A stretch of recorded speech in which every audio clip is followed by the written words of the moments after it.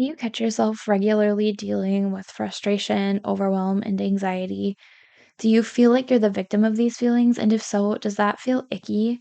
If you're struggling with this, then know you aren't alone, and there is something you can do to help yourself out of these icky feelings so you can instead feel calm, focused, and empowered. Doesn't that sound nice? Let's go. Hey, are you a high achiever who struggles with perfectionism? Do you get stuck in the cycle of overthinking? Do you do everything for everyone else because you think otherwise it won't get done? Do you feel like you should come with a disclaimer? Hi, I'm anxious. Hey, I'm Katy. Full disclosure, I'm not a therapist, doctor, or mental health professional. I'm just a career mama who also struggles with anxiety. For me, anxiety reared its head at the most inconvenient times, when I wanted to be present with my family, at those high pressure business meetings, when I was laying in bed awake at night worrying instead of sleeping. I just wanted to relax and be able to have fun, and I know that you do too. What if you found tools to manage your anxiety? What if you knew how to enjoy life even though you are anxious? Look, it's time to put down that third cup of coffee and swap it for some lemon water. We're going to get control over anxiety so it can stop controlling you. Let's go, girl. Hello, friends. How are you? I hope you're well.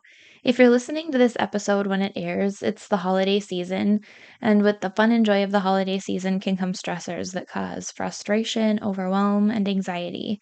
If you're struggling with this, I want you to know that there's something you can do to help yourself out of these feelings so you can focus more on the fun and joy instead. Doesn't that sound nice? Lately, I've noticed in various friend groups at work and on social media, women expressing their struggle with feeling overwhelmed and stressed. Often, what I also notice them expressing is this resentment or frustration that someone else is causing or exacerbating these feelings for them. And usually, these people are partners or colleagues.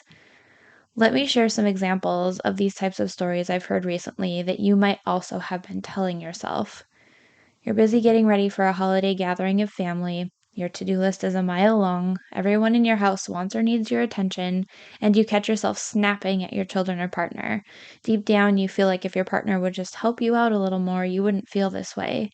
Or it's a busy season at work. You've got a specific project you're ultimately responsible for, but other colleagues are involved.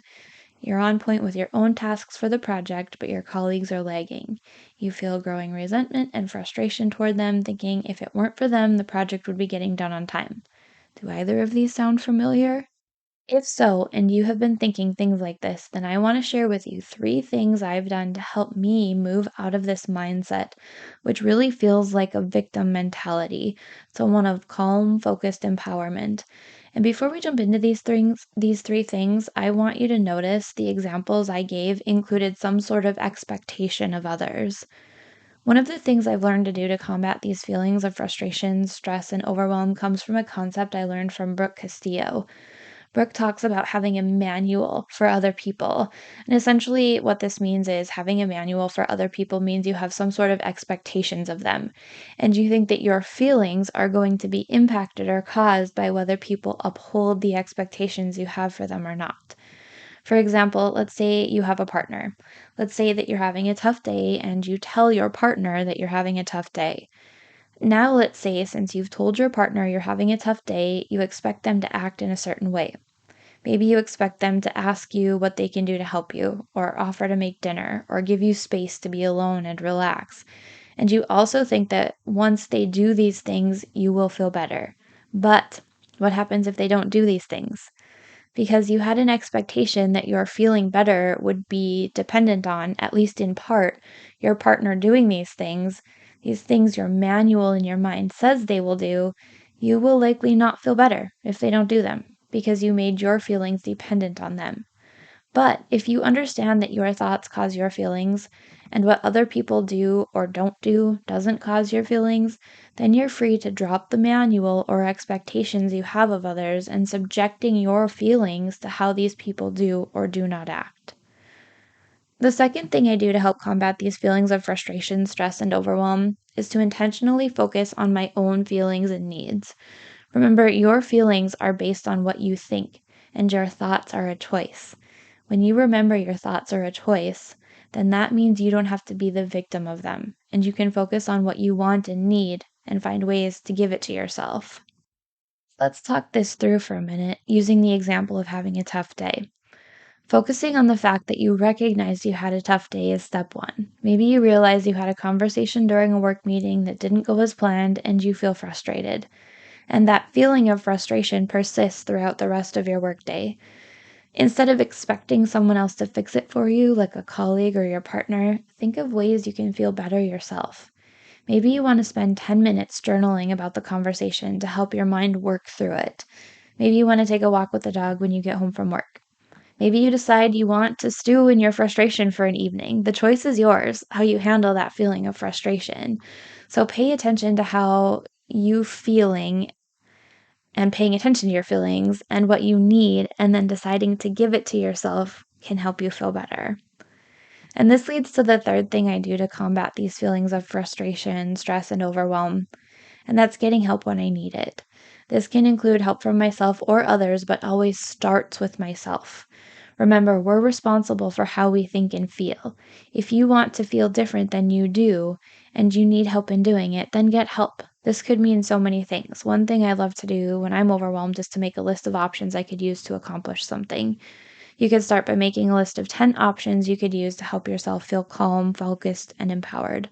So let's return to our example of the frustrating conversation at work. Maybe your list of options to help yourself feel calm, focused, and empowered after that frustrating conversation includes scheduling time to actually make your list, calling your therapist to make an appointment to talk it out with them, or scheduling lunch with a trusted friend to get ideas of how you could have handled the conversation differently. Think of things that you can do for yourself or that you can ask others to help you with so that you can move into a place of feeling better. Now, don't confuse asking others for help with having a manual for them. For example, if you ask your friend to lunch and they have to cancel at the last minute, make sure you find another way to get the help you need rather than placing the expectation for relief on the participation of your response from your friend. Now, deciding to improve your own feelings starts with you. Remember that. So you're responsible for your own feelings. Others are not responsible for them.